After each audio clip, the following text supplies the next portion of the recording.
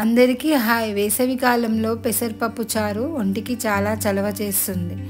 ముందుగా ఒక గిన్నె తీసుకొని ఒక గ్లాస్ పెసరపప్పు తీసుకుని దీన్ని మంచి రంగు వచ్చేంత వరకు పెసరపప్పును వేయించుకోవాలి. ఈ విధంగా వేగిన తర్వాత చల్లారాలి. చల్లారిన తర్వాత పప్పుని 2 సార్లు శుభ్రం చేసుకొని మంచినీళ్ళు పోసి ఉడికించుకోవాలి. ఇందులోకి ఒక చెంచా సగం పసుపు, చెంచా సగం నూనె వేసి మూత పెట్టి 3 విజిల్లు వచ్చేంత వరకు ఉడికించుకోవాలి. ఇందులోకి కొద్దిగా నీళ్లు పోసుకొని పప్పుని మెత్తగా రుబ్బుకోవాలి. ఈ విధంగా రుబ్బుకొని పక్కన ఉంచుకోవాలి. మరొక గిన్నె తీసుకొని ఇందులోకి పులుపుకు తగినంత చింతపులుసు వేసుకోవాలి. కరివేపాకు, పచ్చిమిరపకాయలు, టమాటా ముక్కలు, ఉల్లిపాయ ముక్కలు వేసుకొని ఇందులోకి ఇప్పుడు రాళ్ళుప్పు వేసుకుంటే పప్పు చాలా రుచిగా ఉంటుంది.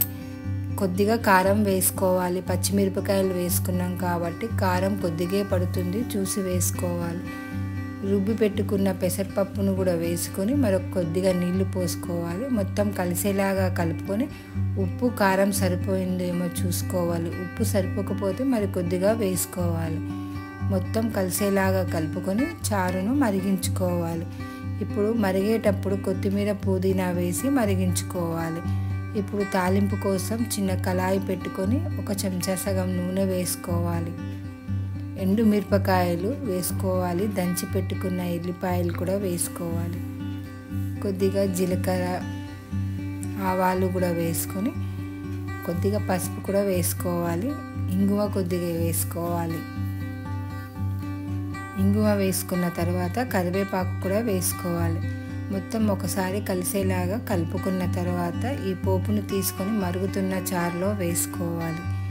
ఈ విధంగా వేసుకొని మరొకసారి కలుపుకోవాలి. మరొక 5 నిమిషాలు మరిగించుకోవాలి.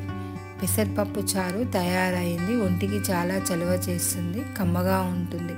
అన్నంలోకి, ఇడ్లీలోకి కూడా బాగుంటుంది. పెసరపప్పు చారు తయారైంది.